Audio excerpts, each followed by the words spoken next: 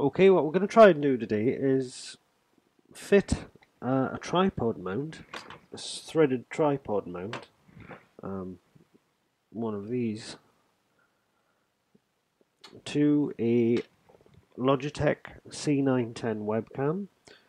I've got two cameras similar to this one, a B910 and a C910.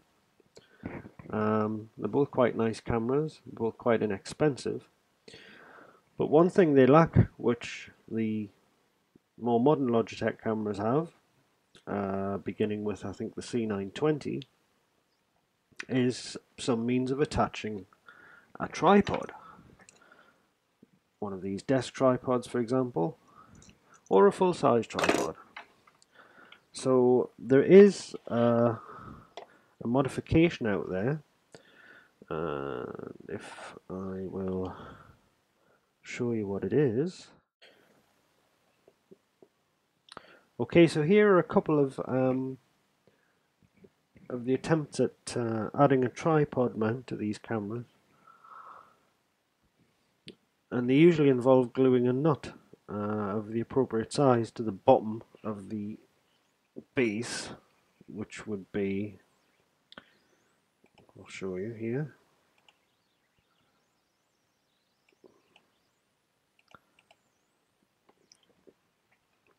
By gluing a nut here.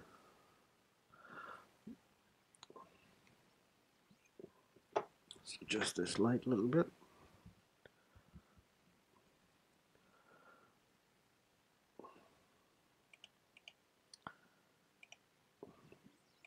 There's another one here.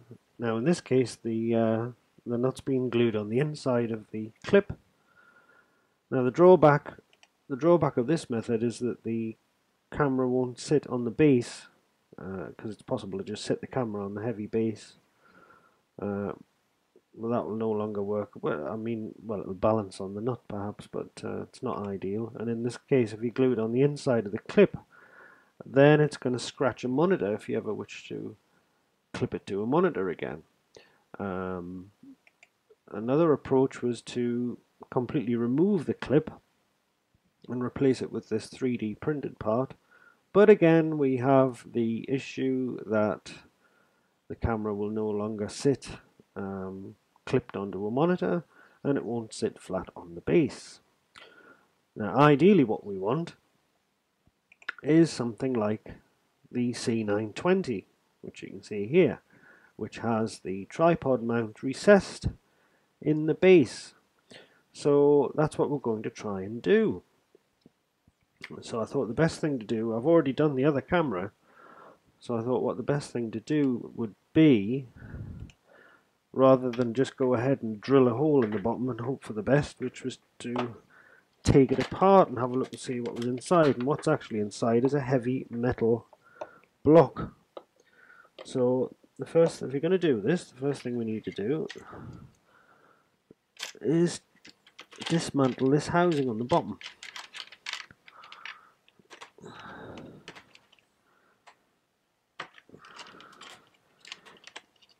If I can actually get the screwdriver, I should put the screwdriver bits in the proper slots. So there's a couple of screws here on the bottom. One again, I've still got the wrong screwdriver. I'll try this one. That's it. So you undo these two flat broad screws on the bottom. I'll just put those to one side for a moment.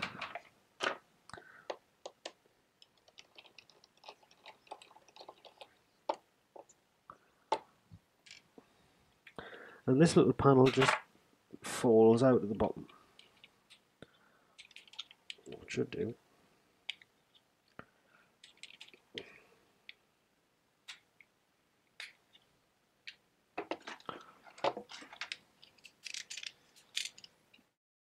There we are, we'll just use the edge of a knife to lift it out. So that's your panel. So we'll just put that to one side. Next we have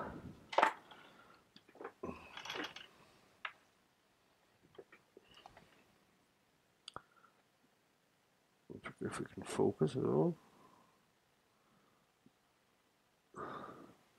We have two screws which need to come out.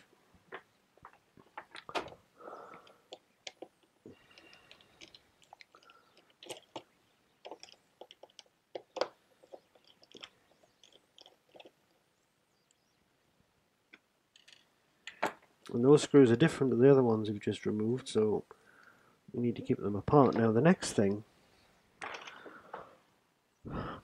there is another screw in the middle that we're going to remove, but the next thing we need to do is take off this outer section, which is actually clipped in place.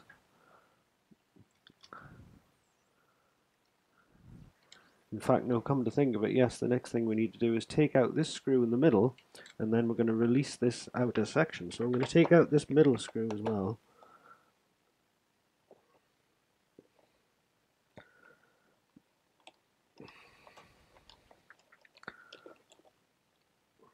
And it's a different thread to the other one, so you need to keep it separate.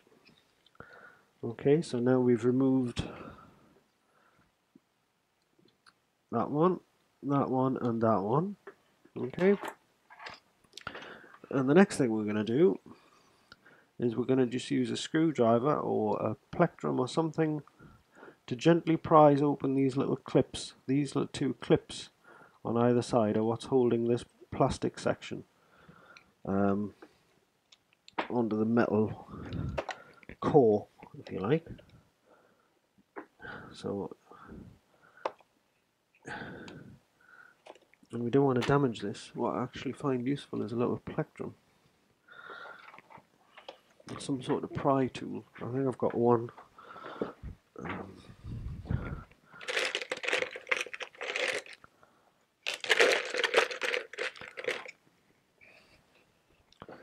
So we'll use a pair of plectrums. If you just push the plectrum inside here, you can see there we go.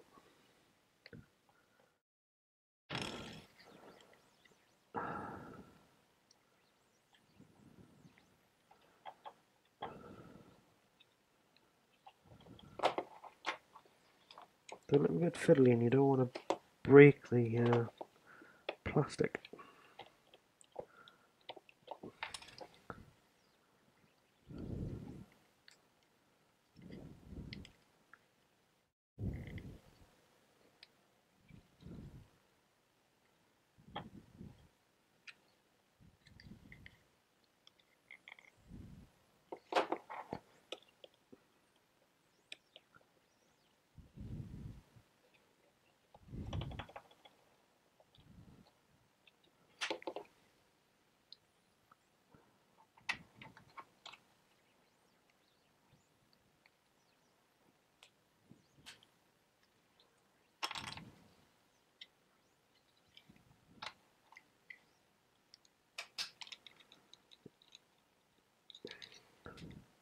There we go. It's finally parted company. So what you actually find is that when you've just get back, what you might actually find is that when you've focus, come on, focus, damn you. There we go. So that's what you're going to find underneath. Now, when you pry open these little tabs at the side, closing the hinge a little bit may help you to prise this back section off. So just to sort of, so that you're ready, so you know what to expect, and you know how flimsy this is. This is what you're going to be left with attached to the hinge. And you can just put this whole section, the whole camera, to one side now, out of harm's way. The section we're going to work on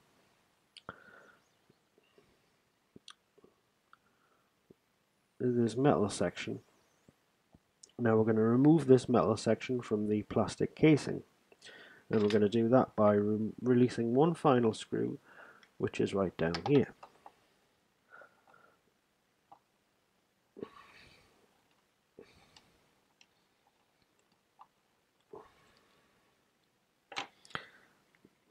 Now this has the same thread, the two screws that go through this metal section here and here have the same thread, so you can put that to one side. So you should have 6 screws, the flat-headed screws, broad flat-headed screws, the 2 shorter screws and the longer slimmer headed screws, and now we've got the base removed. Now what we're going to do here, because we want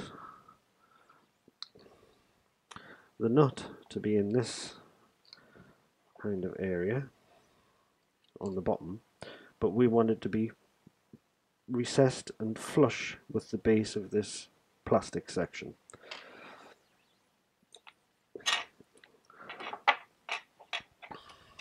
Now, from having done the other camera, I know that the hole we need to drill for it to all work is right about here, right in the middle of this center section, where I've marked it with a pen. If it's going to focus, come on, focus. There we go. Now ideally, now this didn't happen with the first camera I modified, but ideally we want to be left with the opportunity to reinsert both of these screws. But what happened when I did the other base is, because I don't have a drilling jig, the bit wandered up and wandered up and wandered up to the point at which the hole for the tripod nut had moved way up here. Now, it wasn't a problem, but it did mean that the hole wasn't really where I wanted it to be, and I couldn't put this screw back. It doesn't make a blind bit of difference really to the structural integrity of what you end up with, but nevertheless it's probably worth, if you haven't got because if you're going to drill, the drill's going to be going in, it needs to be going in at 90 degrees to the top of this, to the plane of this base. So you don't want to be going on directly vertical, you want to be going in at 90 degrees to the plane of this base, and the drill is going to have to wander and wander if you're pushing on it while it's in the clamp. So you're probably better off doing a pilot hole, which is a little bit lower than where you want the hole to actually end up. So I'm going to move it down quite a bit, because it will wander while we're drilling. And here begins the lengthy process of getting this thing drilled.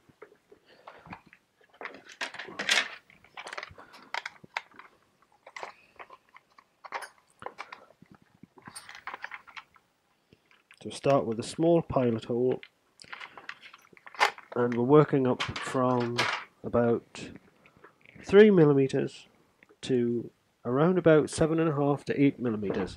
Now ideally, the hole that you end up with would be a nice snug tight push fit for this nut, although we're going to glue it in with epoxy anyway, but ideally it would push in and it would stay in just by friction.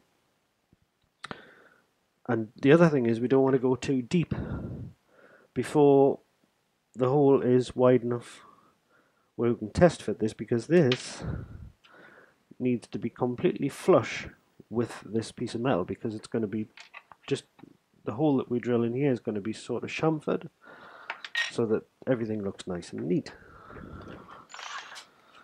So I'm going to drill these holes, or this hole I should say, and we'll speed up the video so that you don't have to watch me drilling metal for half an hour.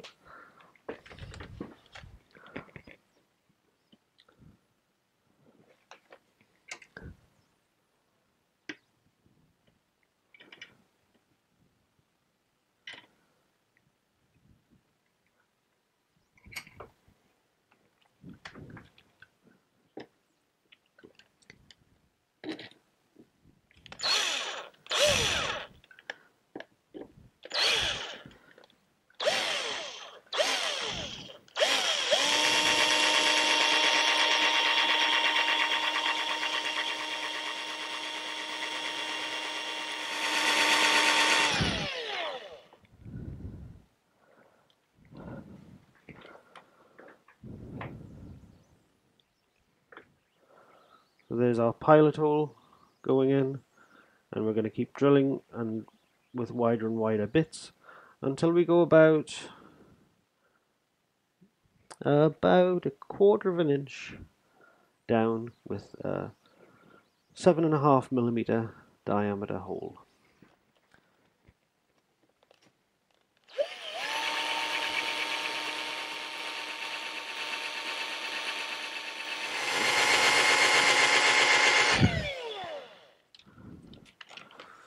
Okay, so we should almost be there.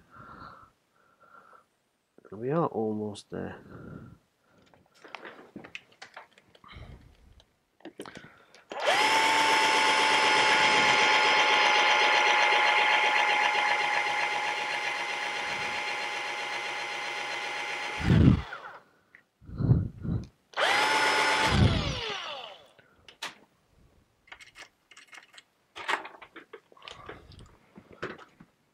Snuff of ice.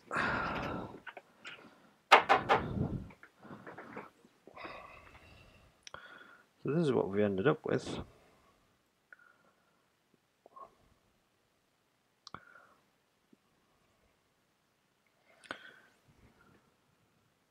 This nut, by the way, was I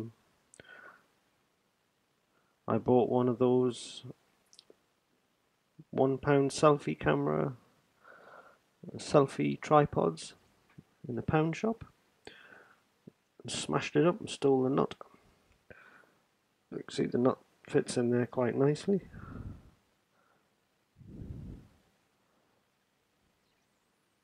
And I'm going to put a little bit of epoxy around there just to make sure it doesn't move.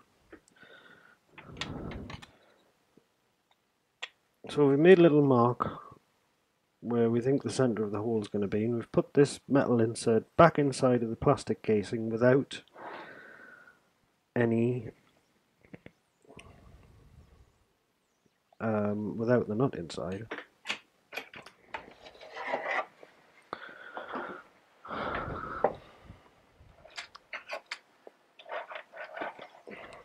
Because I have a nice piece of wood here that we don't mind drilling through.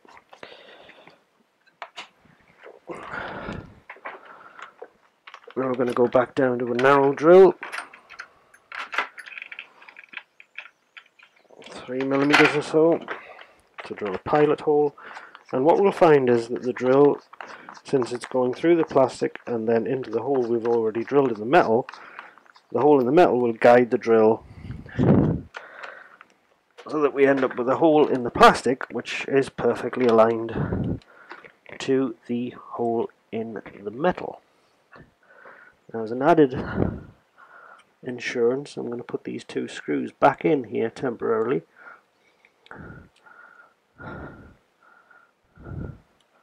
so that we know the metal is correctly aligned with the plastic at all times.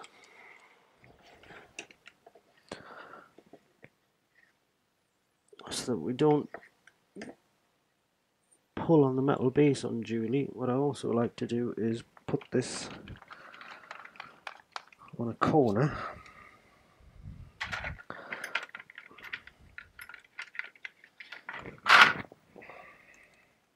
so that we're resting on the metal and not the protruding parts of the plastic casing.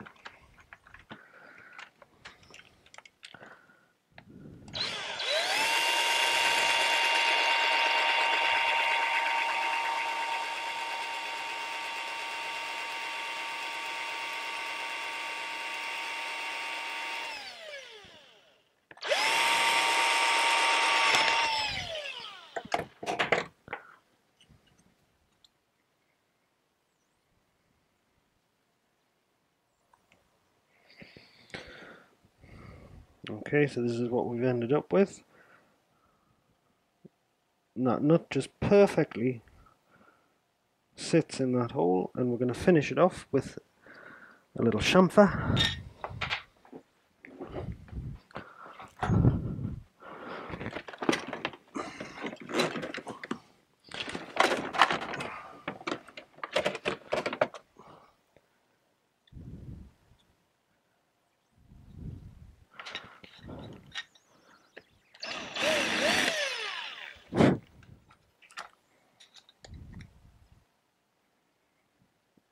Okay, so I haven't epoxied this in yet, but this is what we're going to end up with. And finish that edge off with a little bit of acetone. And I think that looks pretty damn nice.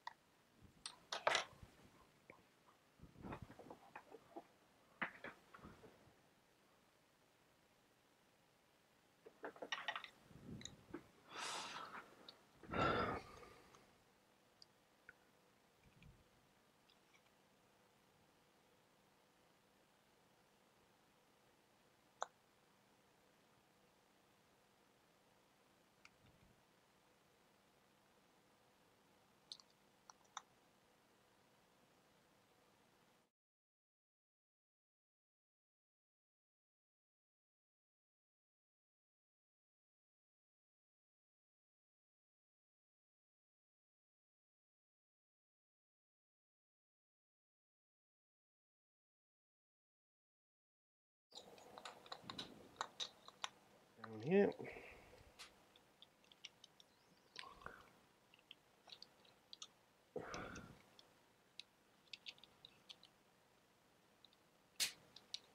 Oh.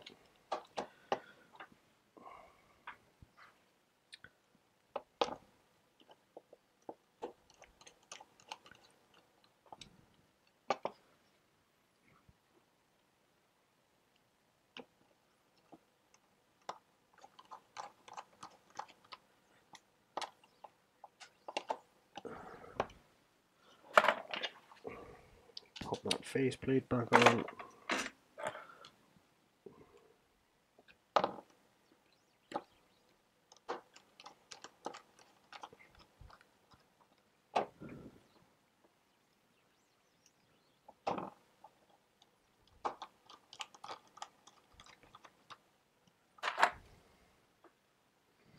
There we go. And with that, we now have a Logitech C910, which sits on its base, clips onto a monitor, and attaches to a tripod.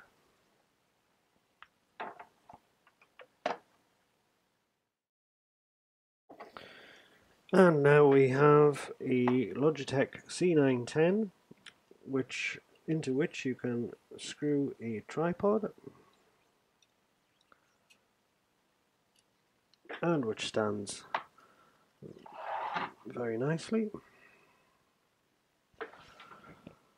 And none of this affects the original functionality of the stand in any way, shape or form.